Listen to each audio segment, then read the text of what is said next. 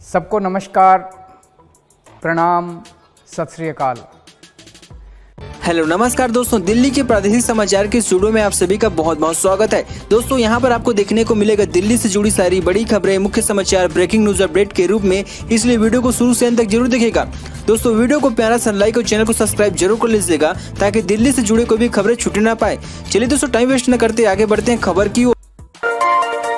राजधानी में सामने आ रहे हैंड फूड माउथ डिसीज के केस स्कूल ने जारी किया एडवाइजरी। राजधानी दिल्ली के स्कूलों में हाथ, पैर और मुंह की बीमारी को लेकर एडवाइजरी जारी की गई है। दरअसल हाल के हफ्तों में यहां HFMD मामले बढ़ोतरी देखी गई है। ऐसे में बच्चों के अभिभावकों को इस वायरस को लेकर जागरूक किए जा रहे हैं। यह वायरस 10 साल के कम उम्र के बच्चों को प्रभावित कर रही है। इसमें बच्चों के हाथ, पैर और मुंह पर छाले पड़ रही हैं। चिंता की बात यह है कि इस वायरस के लिए अभी तक कोई वैक्सीन नहीं आई है। हिंदुस्तान टाइम अखबार में छपी खबर के मुताबिक संसदीय स्कूल की प्रिंसिपल ऋचा शर्मा अग्निहोत्री ने कहा है कि स्कूल ने अपने वेबसाइट पर अभिभावकों के लिए एक एडवाइजरी जारी कर दी थी और इसे अभिभावकों के बीच प्रसारित किया गया था। उन्होंने इसमें अभिभावकों को बताया कि उन्हें बच्चों को स्कूल भेजते समय किन बातों का ध्यान रखना चाहिए। BS4 इंजन वाली डीजल कार मालिकों को तगड़ा झटका, इस महीने से दिल्ली एनसीआर में नहीं मिलेगी एंट्री। क्या आपके पास भी BS4 इंजन पर चलने वाली डीजल कार है तो यह खबर आपके लिए बेहद जरूरी है, क्योंकि 1 अक्टूबर 2022 से आप दिल्ली एनसीआर में अपनी कार को ड्राइव नहीं कर पाएंगे। दरअसल वायु गुणवत्ता प्रबंधक आयोग ने नई नीति का सौदा तैयार कर दिया है, जिसके अनुसार दिल्ली वायु प्रदूषण के स्तर त्योहारी सीजन के दौरान 450 वायु गुणवत्ता सूचकांक से अधिक हो जाते हैं तो BS4 इंजन वाली डीजल कारों को दिल्ली एनसीआर में प्रतिबंध किए जा सकते हैं। बता दें कि अक्टूबर के आसपास का समय वह समय होता है जब दिल्ली पर आतिशबाजी और पंजाब और दिल्ली के आसपास के क्षेत्रों में पराली जलाने की वजह से दिल्ली एनसीआर की वायु गुणवत्ता स्तर काफी बढ़ जाती है। नई नीति के तहत एनसीआर क्षेत्र में BS4 इंजन वाले 4 पहिया वाहन पर रोक लगाई जाएगी, लेकिन आवश्यक सेवाओं के मामले में इन वाहनों को छूट रहेगी। रक्षाबंधन पर यूपी रोडवेज की सौगात, ग्रेट नोएडा में महिलाओं के लिए 24 घंटे बस सेवा फ्री। त्योहारों के सीजन के दौरान लोग बड़ी समस्या में अपने घर जाते हैं, उस समय बसों और ट्रेनों में काफी भीड़ होती है। ऐसे में यूपी रोडवेज के ग्रेट नोएडा में रहने वाली बहनों के लिए रक्षाबंधन पर ग्रेट नोएडा डिपो से ज्यादा दूरी के लिए भी विशेष बसों का संचालन शुरू कर दिया गया है। इन सभी रूटों पर ग्रेट नोएडा डिपो से चलने वाली सभी बसों को बढ़ा दिया गया है। इतने नहीं, रक्षाबंधन के लिए 24 घंटे लंबे रूट पर बसों का संचालन किया जाएगा। पुरी चौक 3 शिफ्टों में कर्मचारी को तैनात किया गया है, जिसे 24 घंटे बसों का संचालन जारी रख सकते हैं। इसके साथ ही 12 अगस्त तक महिलाओं के लिए बस सेवा मुफ्त कर दी गई है। त्योहारों से पहले यूपी रोडवेज हमेशा लोगों को उनके घरों तक जाने के लिए ऐसी खास सुविधा देते हैं। ऐसे में ग्रेट नोएडा शहर ज्यादातर बाहरी जिलों और राज्य के अंतर्गत आते हैं, जिसे देखते हुए यह खास सुविधा दी गई है। ग्रेट नोएडा डिपो में कार्यरत अधिकारियों के मुताबिक बुधवार यानी 10 अगस्त से महिला बसों में फ्री सर्विस का लुत्फ उठा सकती है। दिल्ली पुलिस CAPF SI भर्ती के लिए आज से शुरू होगा रजिस्ट्रेशन, यह लास्ट डेट। कर्मचारी चयन आयोग द्वारा Delhi police CAPF sub inspector आदि पदों के लिए ऑनलाइन रजिस्ट्रेशन प्रोसेस आज से शुरू हो गया है। वे कैंडिडेट जो ACP CO परीक्षा के लिए आवेदन करना चाहते हैं वे आधिकारिक वेबसाइट से अप्लाई कर सकते हैं। ऐसा करने के लिए SSC की ऑफिशियल वेबसाइट का पता ssc.nic.in पर भर्ती प्रक्रिया के माध्यम से Delhi police sub inspector, executive और central armed police force sub inspector, DG आदि पदों को भरा जाएगा। Staff selection commission centralised police organisation के तहत निकली इन भर्तियों के लिए केवल ऑनलाइन अप्लाई किए जा सकते हैं। किसी और माध्यम से किए गए आवेदन स्वीकार नहीं होंगे। इसके लिए अंतिम तारीख के पहले बताए गए प्रारूप में अप्लाई कर देंगे। ड्यू में फिर मिलेगा तलवारबाजी में एडमिशन, 3 साल बाद हुई स्पोर्ट कोटा में इस खेल की वापसी। 2019 में स्पोर्ट कोटा से फेंसिंग यानी तलवारबाजी को हटाने के बाद दिल्ली यूनिवर्सिटी इसे फिर से वापस ला रही है। इस खेल के तहत स्पोर्ट कोटा में इस साल यानी साल 2022-23 से फिर से एडमिशन दिए जाएंगे। इस कोर्स को रिशेड्यूल किए जा रही है। तीरंदाजी के बाद ये दूसरा भारतीय खेल होगा जिसे स्पोर्ट कोटा के तहत एडमिशन मिलेगा। बता दें कि 2019 में ड्यू ने करीब 10 स्पोर्ट कोटा से हटा दिए गए थे। इसके तहत स्पोर्ट कोटा में एडमिशन के लिए कैंडिडेट्स अप्लाई नहीं कर सकते थे। TOI की रिपोर्ट के अनुसार 2020 में भवानी देवी के प्रदर्शन को देखते हुए बाद यूनिवर्सिटी ने स्पोर्ट कोटा में इस खेल की वापसी का विचार किया था। भवानी देवी इस कैटेगरी में भारत को रिप्रेजेंटेट करने वाली अकेली कैंडिडेट थी। दिल्ली एनसीआर में तेज धूप का बढ़ा प्रकोप, आज भी गर्मी करेगी परेशान, जाने कब तक होगी बारिश के आसार। दिल्ली एनसीआर में मानसून कमजोर पड़ गया है, इसकी वजह से सुबह से ही धूप निकल रही है, साथ ही तापमान में बढ़ोतरी हुई है। ऐसे में गर्मी का प्रकोप बढ़ गया जिससे हाल बेहाल हो रही है। और पसीने छूटने लगे हैं। हालांकि इस दौरान बीच बीच में हल्के बादल भी दिख रहे हैं। दिल्ली मंगलवार को दिल्ली में दोपहर में कुछ देर के लिए सूरज और बादलों के बीच लुका छुपी का खेल चला है, लेकिन कहीं भी बारिश नहीं हुई। मौसम विभाग के मुताबिक बुधवार को भी गर्मी से राहत मिलने की उम्मीद नहीं है।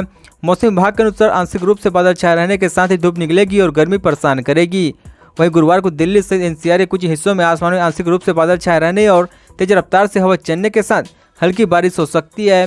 जुलाई में दिल्ली में सामान्य से अधिक करीब 230 मिली बारिश हुई है, जबकि सामान्य तौर पर 210.6 मिली बारिश रिकॉर्ड की जाती है।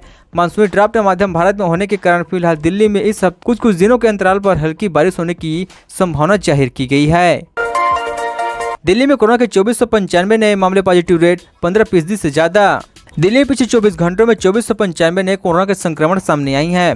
इस दौरान 7 मरीजों की हताहत हो गई। एक्टिव केस की संख्या बढ़कर 8506 हो गई है। दिल्ली में पॉजिटिव रेट 15.41% दर्ज की गई है। दिल्ली सरकार की तरफ से जारी हेल्थ बुलेटिन में ये आंकड़े जारी किए गए हैं। दिल्ली सरकार की तरफ से जारी हेल्थ बुलेटिन के मुताबिक पिछले 24 घंटों में 1466 मरीज इलाज के बाद रिकवर भी हुए हैं। होम आइसोलेशन में कोरोना के 5504 मरीज हैं। दिल्ली के अलग अलग अस्पतालों में कोविड के 507 मरीज भर्ती हैं। पिछले 24 घंटों में दिल्ली में 10,451 कोविड सैंपल की जांच की गई। पिछले 24 घंटों में दिल्ली में 19,170 लोगों को कोरोना वैक्सीन की डोज दी गई है। 1063 ऐसे लोग थे जिन्होंने कोरोना वैक्सीन की पहली खुराक दी है। 1950 लोगों ने कोविड टीका की दूसरी खुराक ली। 15,157 लोगों को कोरोना की प्रिकॉशन डोज लगाई गई है।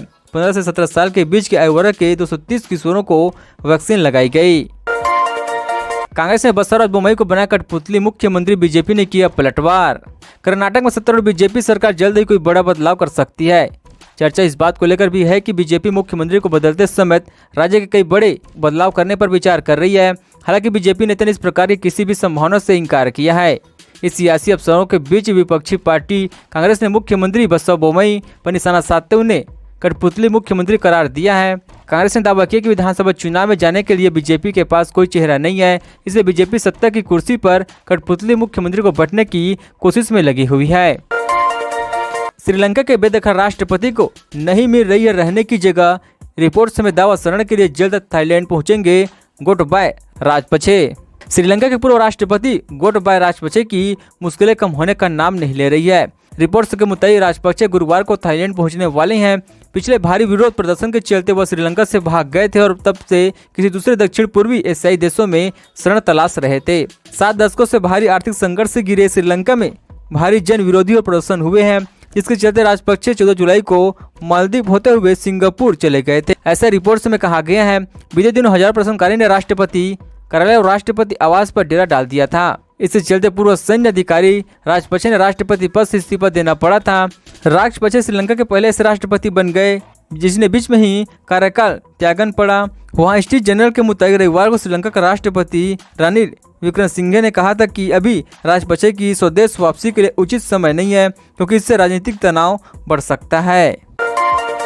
केरल में युवक का विधायक के सामने अनोखा विरोध, सड़क पर गड्ढे बने तालाब को पानी में ही किया योग। किसी समस्या को लेकर विरोध जताने के लिए तो लोग तरह तरह के तरीके अपनाते हैं। ऐसे कुछ केरल में हुआ है, जब एक युवक ने विरोध के लिए अनोखा तरीका अपनाया है। राज्य के मलमपुरम एक शख्स ने रास्ते में विधायक के सामने पानी से भरे गड्ढे में नहाकर और योग करके अनोखा अंदाज में सड़कों पर बने गड्ढों का विरोध किया। केरल के मलमपुरम में विरोध करने वाले युवक का कहना था कि सड़क पर गड्ढों के कारण बहुत सारी दुर्घटनाएं हुई है, इसलिए इस मुद्दे को अधिकारियों को संज्ञान में लाने के लिए अलग तरीके से विरोध करने के बारे में सोच रहा हूँ। केरल के मलमपुरम में दरअसल बारिश के मौसम में सड़क पर गड्ढे होने की वजह से पानी भर गया था। इसकी सुध कोई नहीं ले रहा था। बताया जा रहा है कि इसकी वजह से कई हादसे हो चुके हैं। सड़क पर हुए गड्ढों की मरम्मत करने को लेकर युवक ने अनोखा अंदाज में विरोध किया है। शरद पवार बोले, चाहे बीजेपी नीतीश कुमार की कितनी भी आलोचना कर ले, मुझे कोई फर्क नहीं पड़ता।